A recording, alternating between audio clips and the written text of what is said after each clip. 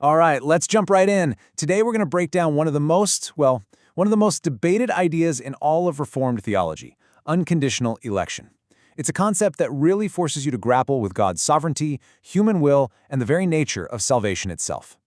So what is this all about? At its heart, unconditional election is the belief that God, from way back in eternity past, chose certain people for salvation. Now the key word here is unconditional. This means the choice isn't based on God looking into the future and seeing who would believe, or who'd turn out to be a good person. Nope. The idea is that it's based entirely on His own purpose and His own grace. So here's our game plan. We'll start by really nailing down what election is and where its biblical foundations are. Then, we'll see how it became an official doctrine, and we're going to tackle its most difficult consequence. And finally, we'll explore how it all ties into grace, justice, and glory. Okay, so the big question is, where does an idea like this even come from? Well, proponents of this doctrine point to several key passages in the Bible that they argue really lay the groundwork for this whole understanding of God's choice. A huge piece of the puzzle for them comes from the book of Ephesians, and the timing mentioned here is absolutely critical, before the foundation of the world. See, that places God's choice completely outside of human history, which would make it totally independent of anything a person could ever do. And the reason given? Simply the good pleasure of His will. And this idea gets reinforced with the example of Jacob and Esau over in Romans chapter 9. The Apostle Paul argues that God's choice was made before the twins were even born. Before they'd done anything good or bad. And why? So that God's purpose and election would stand, based not on their actions, but just on His call. Okay, but wait a minute. This brings up a really common and important question. A lot of people will point to verses about God's foreknowledge as a counter-argument, right? Suggesting that God just knew in advance who was going to choose Him. But how you interpret that word, well, that's a major point of difference. This is where the interpretation of foreknowledge becomes so crucial. The doctrine of unconditional election completely rejects simple foresight, the idea that God is just kind of a passive observer looking down the timeline. Instead, it defines foreknowledge as something more like foreloving. It's not about what God foresaw people would do, but about who He set His personal, intimate affection on before time even began. So, the bottom line is this. Are faith and good works the cause of God's choice, or are they the result of it? According to unconditional election, faith isn't the condition that makes God choose someone. Instead, faith and good works are the guaranteed outcome, the evidence of God having already chosen them.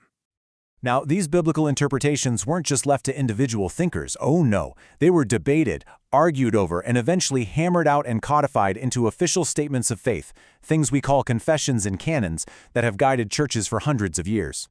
Just listen to how the Westminster Confession of Faith puts it. Notice the language, mere free grace and love.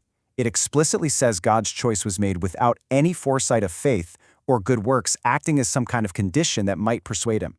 And it's not a one-off. The canons of Dort echo this exact same principle.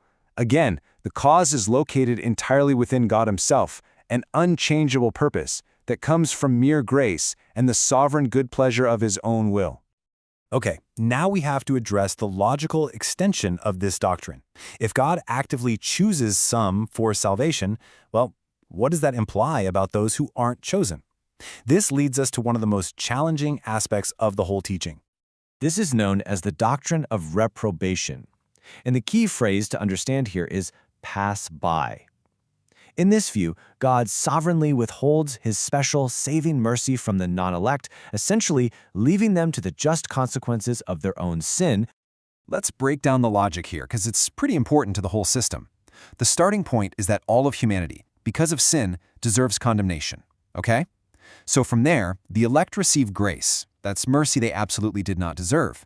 The non-elect, on the other hand, are passed by, and they receive justice, which is exactly what they did deserve.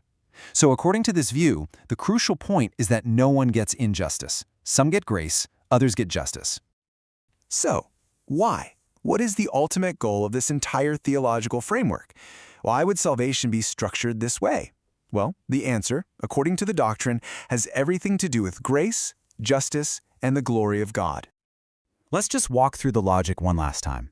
If everyone deserves judgment, then God choosing to save anyone is an act of pure, unadulterated grace. By contrast, His decision to leave others to the consequences they've earned is an act of pure justice. So in this system, you see, both God's incredible mercy and his perfect justice are put on full display. And that brings us to the absolute core, the central thesis of the whole doctrine. The entire point is to establish, without a doubt, that God is completely sovereign in salvation. From beginning to end, from the initial choice to the final outcome, he is the one and only author. The ultimate end goal, therefore, is the glory of God. Think about it. If salvation depended even 1% on a human decision or action, well then a human could take at least 1% of the credit.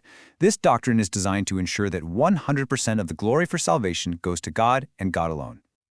And so we end with the question that has echoed through centuries of debate. If God's choice is the sole determining factor in an individual's salvation, what in the world does that mean for human choice, for accountability, for responsibility?